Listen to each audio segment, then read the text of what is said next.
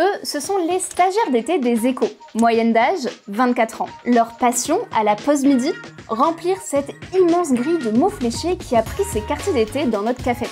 Est-ce que vous connaissez cela? Hop là. Oh, le classique à la plage. Ce qu'ils ne savent pas, c'est que tous ces livrets viennent d'une seule et même entreprise néerlandaise, discrète mais incontournable, Kizing. Infusion en 3 lettres, facile. T. Bravo. Oh, trop C'est le facile. meilleur.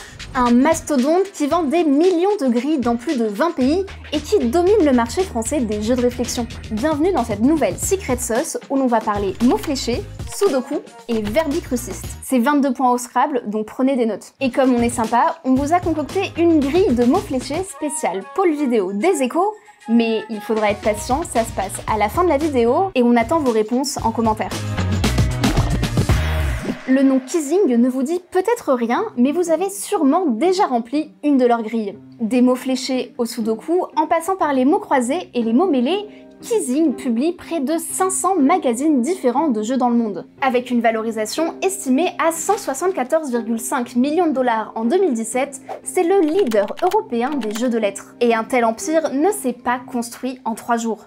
Lui, c'est Isaac Kizing Jr. C'est le fondateur de Kizing. Nous sommes en 1930 et il passe des vacances pluvieuses en Allemagne. Ses enfants s'ennuient jusqu'à ce qu'ils tombent sur un livret de mots croisés, le Das Deutsche Rachtelbach. Pour votre culture personnelle, l'inventeur des mots fléchés, c'est lui. Arthur Wine, un journaliste du New York World. En 1913, il crée la première grille de mots fléchés pour la page Fun de l'édition du dimanche. Une grille en losange, un trou au milieu et un nom à coucher dehors. Word Cross Puzzle. Une faute d'impression transforme ça en crosswords et le nom reste. Mais revenons à Kizing sous la pluie allemande, qui vient d'avoir une idée de génie. Aussitôt rentré aux Pays-Bas, Isaac publie le premier livret de mots fléchés néerlandais, le Denkesport. Et puis voyant que ça fonctionnait bien, elle se dit qu'elle allait essayer de faire ça aussi en Flandre. Elle a créé une succursale à Anvers. Lui, c'est Olivier Delvaux, le rédacteur en chef de Sport Cérébral et de Mégajeux, des magazines du groupe Kizing. Voyant que ça marchait bien en Belgique flamande, il commence à créer des revues en français pour la partie francophone de la Belgique. En 1955, Kizing débarque en France avec Sport Cérébral, la traduction littérale de Denkesport. Et la sauce prend. Résultat, en 1995, Kizing installe une filiale en région parisienne. 30 ans plus tard, Kizing est leader sur le marché du jeu ludique français. Avec ses deux marques phares, Sport Cérébral et Megastar, que l'entreprise a racheté en 2012, Kizing a réalisé un chiffre d'affaires de 92 millions d'euros en 2024. Sur les 26 millions de grilles vendues en France tous les ans, Kizing en vend 17 millions. C'est plus de 65% de part de marché. Premier ingrédient pour devenir le roi des jeux de réflexion. Couvrir tous les terrains, y compris technologiques. Mots fléchés, mots mêlés, sudoku, énigmes, à chaque marque son public. Megastar, c'est plus la marque pour se détendre, et Sport Cérébral, c'est plus la marque pour se challenger. Mais donc l'ADN de Sport Cérébral, c'est vraiment, voilà, c'est d'avoir beaucoup de types de jeux différents, d'être assez universel, puisqu'on a des jeux où on est les seuls comme éditeurs à proposer. Et c'est d'avoir aussi un maximum de niveau de difficulté. Pour plaire au plus grand nombre, il faut aussi être sans cesse à l'affût des évolutions de la langue. Chaque année, quand le Robert ou le Larousse introduisent de nouveaux mots, Kizing fait le tri. Gardez ceux qui sont vraiment utilisés, évitez les effets de mode, objectif, restez pertinent au fil des époques. Et ici, les choix ne sont pas laissés à un algorithme, enfin, pas totalement. Quand moi j'ai commencé, donc en 90, ce sont des auteurs qui créaient les grilles à la main, avec les définitions, et puis on les vérifiait, etc. On a encore ce mode de production-là pour nos revues, à la fois pour nos revues de très haut niveau, pour les revues pour les enfants, où il faut un vocabulaire très limité et accessible. Pour les niveaux intermédiaires, une base de données nourrie par les rédacteurs génère les grilles, ensuite relues et enrichies par les auteurs, qu'on appelle des verbicrucistes. Les seuls jeux 100% informatisés, les sudoku et autres tectoniques qui sont produits avec des algorithmes maison. Cette automatisation a commencé en 2005 avec la création d'une équipe de production à Amsterdam. C'est depuis le siège du groupe Kizing, installé aux Pays-Bas, qu'une petite douzaine de personnes orchestrent quotidiennement la mise à jour d'une base de données colossale. Au fil des années, cette approche hybride entre intelligence humaine et automatisation a permis à Kizing de gagner en efficacité et en rapidité, tout en restant irréprochable sur la qualité. Mais cela dit, je veux dire, une des recettes aussi du succès de Kizing, donc les deux marques étant confondues, c'est aussi voilà, d'avoir la passion du jeu. Et cette passion, je l'ai bien captée pendant l'interview quand j'ai dit au détour d'une relance que j'adorais les sudoku. Vous connaissez le Tectonic? J'ai lu sur votre site, mais j'ai aucune idée de ce que c'est. Ah ben alors là, il faut. Si vous aimez le sudoku, vous faites de quel niveau? Je fais niveau moyen en général. Ah, ça c'est un peu 7, difficile. 7. Je vais vous piquer celui-là, il va être fâché le chef, mais c'est pas grave. C'est un truc qu'on a découvert. J'ai jamais joué. Franchement, il est super chouette. Je vous passe les explications du jeu et mes 15 pour arriver au deuxième ingrédient de notre secret sauce, voir grand à l'international. L'ADN, c'est innover Oui. sur les jeux, innover sur les produits, notre portefeuille.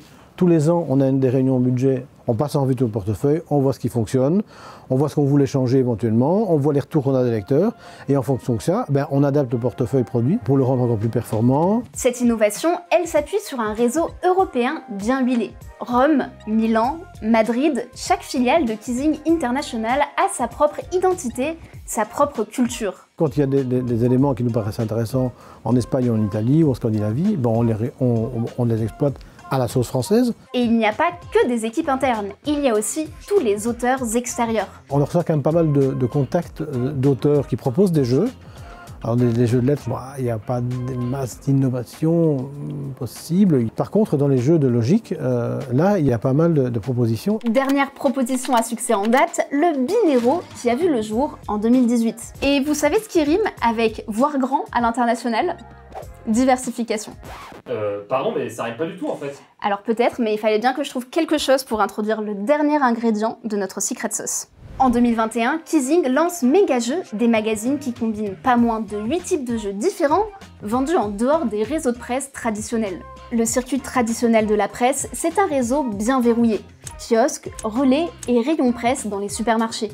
Dans ce réseau, tout est distribué par des mastodontes comme France Messagerie, le nouveau nom de Prestalis, qui distribue à elle seule 75% des journaux et des magazines du pays.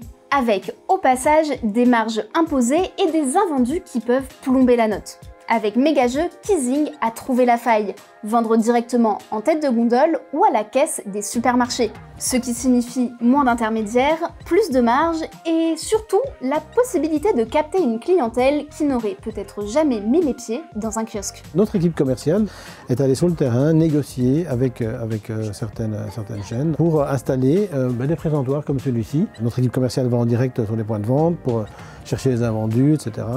et proposer les nouveaux exemplaires. 3 ans après le lancement, Megajeux compte près de 600 points de vente en France et devrait continuer de se développer un peu partout. Les négociations sont en cours avec des chaînes comme Action, Aldi et Lidl. Donc voilà, on essaie vraiment de proposer des jeux partout où il y a des lecteurs potentiels. Autre axe de diversification, les applications mobiles et Netflix. Alors, je sors un peu du Kizing français en vous parlant de ça, mais ça montre bien la volonté du groupe de se diversifier pour aller chercher les futurs consommateurs là où ils sont. Depuis 2021, Netflix développe une série de jeux vidéo disponibles uniquement sur son site. Au niveau du groupe, ils ont travaillé sur un jeu, une variante de ce qu'on appelle le crypto chez nous, pour la plateforme Netflix. Et donc le groupe va essayer de développer des propositions et des partenariats comme ça au maximum. Entre ces nouveaux partenariats avec des géants du numérique et son ancrage historique dans le papier, Kizing veut être partout, tout le temps. Leader français du secteur, chiffre d'affaires en hausse depuis des années, pas de crise, le papier résiste. Les mots fléchés ont trouvé la bonne définition, même chez les jeunes. Tellement que la Gen Z s'est mise à créer ses propres grilles pour tenter de bousculer le roi. Ce que je tiens dans la main, c'est ce que la Gen Z s'arrache. Grille stylisée, ton décalé, design léché, fondé en 2024 par Djurbey et Louis Peffer, Grillé casse les codes du mot fléché classique pour en faire un objet désirable, presque collector. Là où Kizing joue sur la carte de l'efficacité et de la rentabilité, Grillé, lui, mise tout sur l'objet de plaisir à 15 € pièce et le style assumé. Là, c'est vrai que les objets actuels sont pas très beaux, le papier est pas hyper qualitatif, nous on voulait un bel objet qu'on soit content d'avoir dans son sac. Djurbey est la cofondatrice de Grillé. Et ensuite, sur le fond aussi, on aime bien un peu les mots qu'on connaît pas trop, ou les références un peu vieillottes qu'il y a dans les mots fléchés, mais on voulait que simplement mélanger un peu le tout avec un peu plus de modernité. Le but c'était pas d'en faire l'inverse de ce qui existe avec un cahier que pour les jeunes, mais d'en faire un objet vraiment intergénérationnel. Et effectivement, il y a des définitions qu'on ne retrouverait certainement pas chez Kizing. Si je vous dis Beyoncé et Jay-Z, vous me dites quoi ? Et Grillé remplit toutes les cases du succès. À l'origine, les deux amis voulaient juste imprimer 500 carnets pour la famille, les potes de potes. Mais très vite, les réseaux sociaux s'emballent. Résultat, 15 000 exemplaires imprimés, vendus dans des concept stores et en ligne. Et même si elle est désormais concurrente de Kissing, à son échelle, Dior reste une fervente cruciverbiste. C'est ceux qui font les mots fléchés, et là aussi c'est un gros score au Scrabble, à la sauce Kissing. C'est quand même ce qui m'a fait adorer les mots fléchés, les découvrir, que j'y joue encore aujourd'hui, qu'il y a plein de choses dedans que voilà, je trouve un peu dépassées comme référence. Moi, je pense qu'il y a plusieurs marques de mots fléchés qui peuvent cohabiter parce que chaque personne peut mettre vraiment ses références, ses envies dans un cahier, donc il peut y en avoir pour tous les goûts. Ça tombe bien parce que nous aussi, on s'est dit qu'on pouvait se placer sur le marché, alors on vous a concocté la grille de l'été, celle du service vidéo des Échos. Préparez vos screens. Kissing n'a qu'à bien se tenir.